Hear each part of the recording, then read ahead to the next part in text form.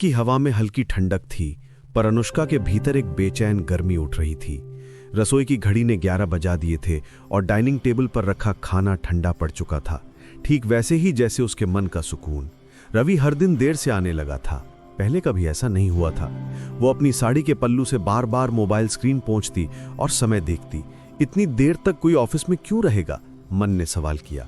फिर उसने खुद ही जवाब दिया, शायद प्रोजेक्ट डेडलाइन होगी। लेकिन एक और आवाज भीतर से आई, या फिर कोई और वजह।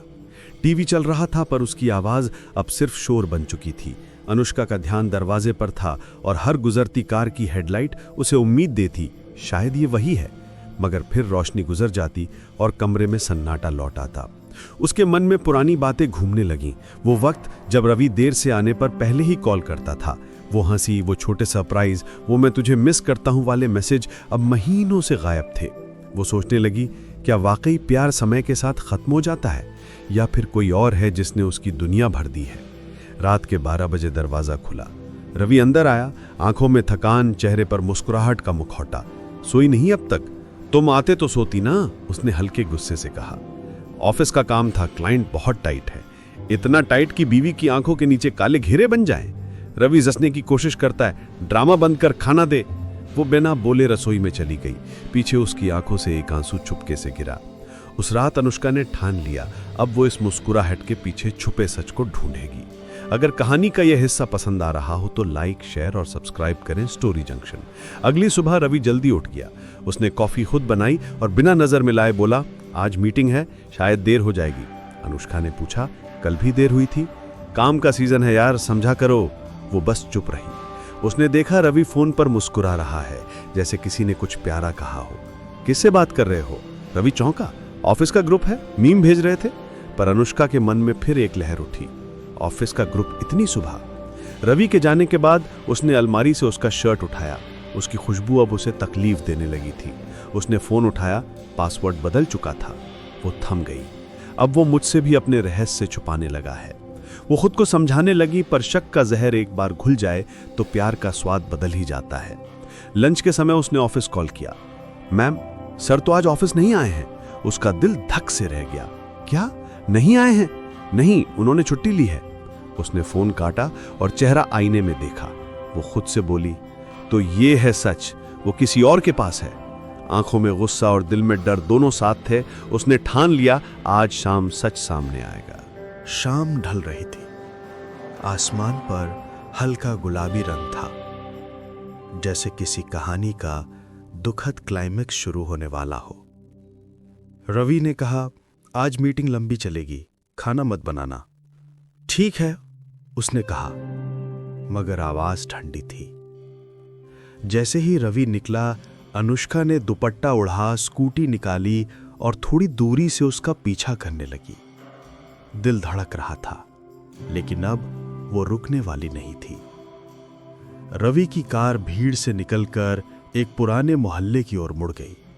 संकरी गलियां, पीली स्ट्रीट लाइट्स और दीवारों पर पुराने पोस्टर।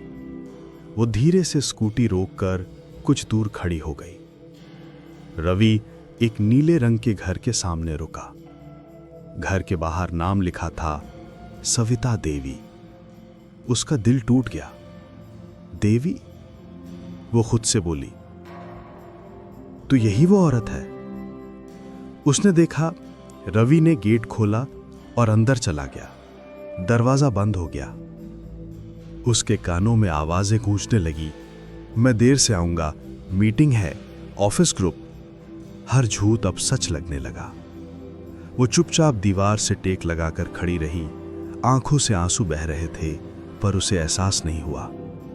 थोड़ी देर बाद उसने साहस जुटाया और धीरे से उस नीले घर का दरवाजा खोला। दरवाजा खोलते ही एक धीमी आवाज सुनाई दी, मां, थोड़ा और खा लो ना, देखो ये तुम्हारा पसंदीदा खिचड़ी है। अनुष्का ने देखा, रवि जमीन पर बैठा था और उसकी गोद में एक बूढ़ी औरत थी। वो बहुत कमजोर थी, हाथ कांप रहे थे और आंखें अध खुली। रवि बड़ी कोमलता से उसे खाना खिला रहा था। उसके चेहरे पर प्यार था, चिंता थी और एक अजीब सी तसल्ली। वो कुछ पल तक वहीं खड़ी रही, जैसे वक्त थम गया हो। उसका गुस्सा, शक, दर्द सब एक साथ जम गया। फिर अचानक उसकी सांस रुकने लगी। ये तुम्हारी मां? उसने टूटती आवाज में कहा। रवि ने पीछे मुड़कर देखा। अनुष्का, तुम यहां? उसके चेहरे पर कोई डर नहीं था, बस हैरानी थी। तुमने बताया क्यों नहीं? उसकी आंखों से आंसू निकल पड़े। मैं सोच भी नहीं सकती थी कि। रवि ने धीरे से मां का सिर सहलाया और कहा, मैं डर गया था अनुष्का। तुम मां से हमेशा झगड़ती थी। जब वो हमारे घर आई थी तुम्हें अच्छा नहीं लगा था। मैं नहीं चाहता था कि तुम्हें फिर वही तकलीफ हो, इसलिए मैंने उन्हें यहां रखा ताकि उनका इलाज करवा सकूं और तुम्हें तनाव ना दूं।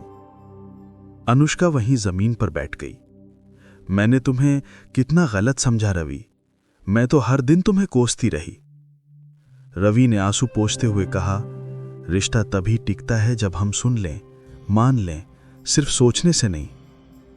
उसने मां का हाथ पकड़ा और कहा, मां, देखो अनुष्का आई है।